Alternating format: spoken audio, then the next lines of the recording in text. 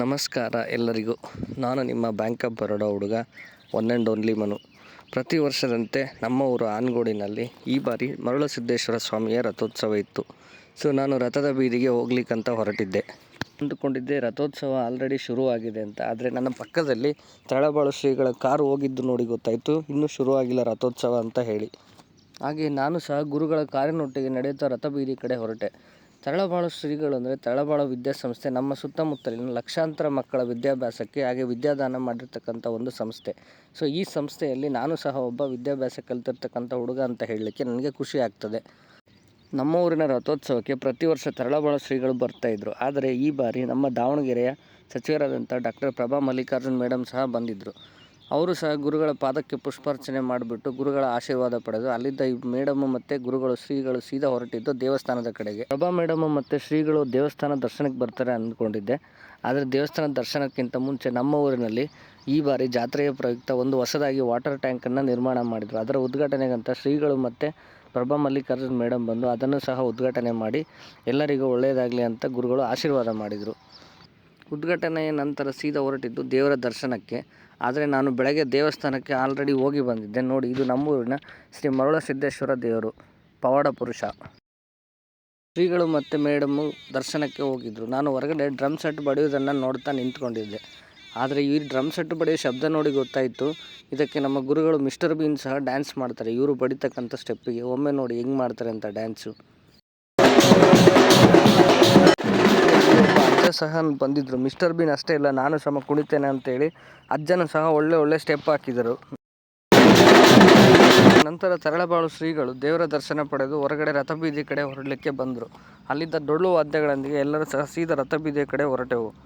ಪ್ರತಿ ವರ್ಷದಂತೆ ಈ ವರ್ಷವೂ ಸಹ ಶ್ರೀಗಳು ರಥವನ್ನು ಒಂದು ಸುತ್ತು ದರ್ಶನ ಮಾಡಿ ಅಲ್ಲಿದ್ದ ರಥವನ್ನು ಏರಿದರು. ರಥ ಏರಿಬಿಟ್ಟು ಮರಳುಸಿದ್ದೇಶ್ವರ ಸ್ವಾಮಿಯ ದರ್ಶನವನ್ನು ಪಡೆದು ಅಲ್ಲಿ ದೇವರ ದರ್ಶನ ಮಾಡಿ ಒಂದು ಪತ್ರೆ ತೊಗೊಂಬರ್ತಾರೆ. ಪತ್ರೆ ತೊಗೊಂಬಂದು ಎಲ್ಲರ ಭಕ್ತರಿಗೆ ಹಾಕಿಬಿಟ್ಟು ಆಶೀರ್ವಾದ ಮಾಡಿದರು. ಹಾಗೆಯೇ ಗುರುಗಳು ಆಶೀರ್ವಾದ ಮಾಡಿ ರಥದಿಂದ ಇಳಿಯುವಾಗ ನಮ್ಮ ಜೂನಿಯರ್ ಮಲ್ಲಿಕಾರ್ಜುನ್ ಅಂತ ಹೇಳಿ ಹಾಗೆಯೇ ಮರಳುಸಿದ್ದಪ್ಪಣ್ಣ ಹೋಗಿ ಗುರುಗಳಿಗೆ ಹೆಲ್ಪ್ ಮಾಡಲಿಕ್ಕೆ ಹೋಗ್ತಾರೆ. ಗುರುಗಳು ನಾವು ಗಟ್ಟಿ ಇದ್ದೇವೆ ಅಂತ ಒಂದು ಕಣ್ಣ ಸನ್ನೆಯಲ್ಲಿ ತುಸು ನಗ್ತಾರೆ.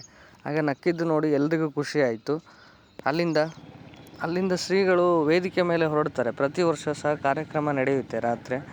ಕಾರ್ಯಕ್ರಮಕ್ಕೆ ಶ್ರೀಗಳು ಹೊರಟಾಗ ಹರಾಜು ಪ್ರಕ್ರಿಯೆ ಇನ್ನೂ ಸ್ವಲ್ಪ ಇತ್ತು. ಈ ವರ್ಷ ಹರಾಜು ಪ್ರಕ್ರಿಯೆಯಲ್ಲಿ ಏನಾಯಿತು ಅಂತ ಹೇಳಿದರೆ, ರಥೋತ್ಸವಕ್ಕೆ ಕಟ್ಟಿರ್ತಕ್ಕಂಥ ಅಂತರಗಾಯಿ ಅಂತ ಹೇಳ್ತೇವೆ, ಅದನ್ನು ನಮ್ಮ ಊರಿನಿಂದ ಒಂದು 10 ಕಿಲೋಮೀಟರ್ ದೂರದಲ್ಲಿ ಒಂದು ಗಂಗನಕಟ್ಟೆ ಅಂತ ಗ್ರಾಮ ಇದೆ. ಆ ಊರಿನವರು ದಾವಣಗೆರೆ ಸಿಟಿಯಲ್ಲಿ ವಿನಾಯಕ ಮೊಬೈಲ್ಸ್ ಅಂತ ಒಂದು ಶಾಪ್ ಇದೆ ಅಂತೆ. ಆ ಅಂಗಡಿಯವರು 1,25,000ಕ್ಕೆ ದೇವರ ಮೇಲಿರ್ತಕ್ಕಂಥ ಅಂತರಗಾಯನ್ನು ಕೂಗಿಕೊಂಡ್ರು. ಅದು ಭಾಳ ಸಂತೋಷದ ವಿಷಯ. ಯಾಕಪ್ಪ ಅಂತ ಹೇಳಿದರೆ, ನಾವು ದೇವರಿಗೆ ನಾವು ಎಷ್ಟು ಭಕ್ತಿಯಿಂದ ಪೂಜೆ ಮಾಡಿ ಸಲ್ಲಿಸ್ತೇವೋ ದೇವರು ಅಷ್ಟೇ ಕೊಡ್ತಾನೆ. ಇದಕ್ಕೆ ಎಲ್ಲರೂ ಸಹ ಖುಷಿಯಾಗಿ ಹಾಗೆ ಅವರಿಗೆ ಮರಳುಸಿದ್ದೇಶ್ವರ ಸ್ವಾಮಿ ಒಳ್ಳೆಯ ಆಯುಷ್ಯ ಆರೋಗ್ಯ ಕೊಡಲಿ ಅಂತ ನನ್ನ ಕಡೆಯಿಂದ ಹಾಗೂ ನಮ್ಮ ಊರಿನ ಗ್ರಾಮಸ್ಥರ ಕಡೆಯಿಂದ ಬೇಡಿಕೊಳ್ತೇನೆ. ನಮ್ಮ ಊರಿನಲ್ಲಿ ರಥ ಚಲಾವಣೆಯಾಗುವ ವಿಧಾನ ಹೇಗೆ ಅಂತ ಹೇಳಿದರೆ, ರಥದ ಬಲಭಾಗ ಹಾಗೂ ಎಡಭಾಗದ ಎರಡೂ ಗಾಲಿಗಳನ್ನು ಎರಡು ಕೋಮಿನವರಿಗೆ ಕೊಡ್ತಾರೆ. ಹಾಗೆ ಮುಂದೆ 2 ಹಗ್ಗವನ್ನು ಹಾಕಿ ಅದನ್ನು ಬಂದಿರತಕ್ಕಂಥ ಭಕ್ತರಿಗೆ ಎಳೀಲಿಕ್ಕೆ ಸಹಾಯ ಮಾಡಿ ಕೊಡ್ತಾರೆ.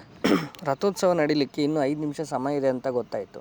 ಆಗ ನಾನು ರಥೋತ್ಸವದ ಸುತ್ತಲೂ ಒಂದು ರೌಂಡ್ ಸುತ್ತ ಹಾಕಿದಾಗ ನನಗೆ ಸಿಕ್ಕಿತು ಇದೇ ತರಳಬಾಳು ಶಿಕ್ಷಣ ಸಂಸ್ಥೆಯಲ್ಲಿ ನನ್ನ ಜೊತೆಗೆ ಓದಿದಂಥ ಸೀನಿಯರ್ ಚೇತನಣ್ಣ ಹಾಗೆ ಕಿರಣ್ ಸಹ ಸಿಕ್ಕರು. ಇವರು ಸಹ ನನಗೆ ಯೂಟ್ಯೂಬ್ ಚಾನಲ್ ಬಗ್ಗೆ ಸ್ವಲ್ಪ ಹೇಳಿದರು, ಚಾನಲ್ ಶುರು ಮಾಡು ಚೆನ್ನಾಗಿದೆ ಅಂತ ಹೇಳ್ಬಿಟ್ಟು. ಅವರನ್ನು ಸಹ ಮಾತಾಡಿಸಿ ನಾನು ಹೊರಟಿದ್ದು ಸೀದಾ ರಥ ನಡೆಯುವ ಜಾಗದಲ್ಲಿ ನಾನು ಹೋಗುವಷ್ಟರಲ್ಲಿ ರಥೋತ್ಸವ ಶುರುವಾಗಿತ್ತು. ಒಂದು 500 ಮೀಟರ್ ದೂರದಲ್ಲಿ ರಥ ಬೀದಿಯಲ್ಲಿ ಬಸವಣ್ಣ ದೇವರ ದೇವಸ್ಥಾನ ಇದೆ. ಅಲ್ಲಿ ಹೋಗಿ ರಥವನ್ನು ಮತ್ತೆ ದೇವರ ಮುಖವಾಗಿ ತಿರುಗಿಸಿ ಅನ್ನಪ್ರಸಾದವನ್ನು ಅಲ್ಲಿ ಎಡೆ ಮಾಡ್ತಾರೆ. ಎಡೆ ಮಾಡಿ ಮತ್ತೆ ರಥ ಎಲ್ಲಿದ್ದ ಶುರುವಾಗಿತ್ತಲ್ಲ ಅಲ್ಲಿಗೆ ಮತ್ತೆ ರಥವನ್ನು ಎಳಿಲಿಕ್ಕೆ ಪ್ರಾರಂಭಿಸ್ತಾರೆ. ರಥವನ್ನು ತಂದ ಜಾಗದಿಂದ ಮತ್ತೆ ಎಲ್ಲ ಭಕ್ತರ ಸಮೂಹದೊಂದಿಗೆ ಆ ಜಾಗಕ್ಕೆ ರಥವನ್ನು ಭಕ್ತರು ಎಲ್ಲ ಎಳೆದುಕೊಂಡು ಹೋಗಿ ತಲುಪಿಸಿದರೆ ಅವತ್ತಿಗೆ ನಮ್ಮ ಊರಿನ ಜಾತ್ರೆ, ವರ್ಷದ ಒಂದು ಜಾತ್ರೆ ಮುಗೀತು ಅಂತ. ರಥವನ್ನು ತಂದು ನಿಲ್ಲಿಸಿದಾಗ ರಥದ ಮೇಲಿರ್ತಕ್ಕಂಥ ಹೂವನ್ನು ಎಲ್ಲರೂ ಸ್ವಲ್ಪ ತಗೊಂಡು ದೇವರ ದರ್ಶನ ಪಡೆದು ಮನೆಗೆ ತೆರಳುತ್ತಾರೆ. ಆದರೆ ನನಗೆ ಒಂದು ಖುಷಿ ಅಂತ ಹೇಳಿದರೆ, ನಾನು ಪ್ರಸಾದ ತಗೊಂಡು ಹೋಗುವಾಗ ನನ್ನ ಹಳೆ ಡವ್ ಸಹ ಸಿಕ್ಕಿದಳು.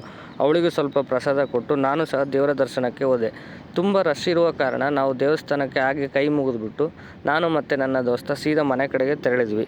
ಇದಾಗಿತ್ತು ಇವತ್ತಿನ ವಿಡಿಯೋ. ಮತ್ತೆ ಮುಂದಿನ ವಿಡಿಯೋಸಲ್ಲಿ ಸಿಗುವ. ಜೈ ಬಸವ ಬುದ್ಧ ಭೀಮ. ಎಲ್ಲರಿಗೂ ಒಳ್ಳೆಯದಾಗಲಿ. ಬಾಯ್ ಬಾಯ್.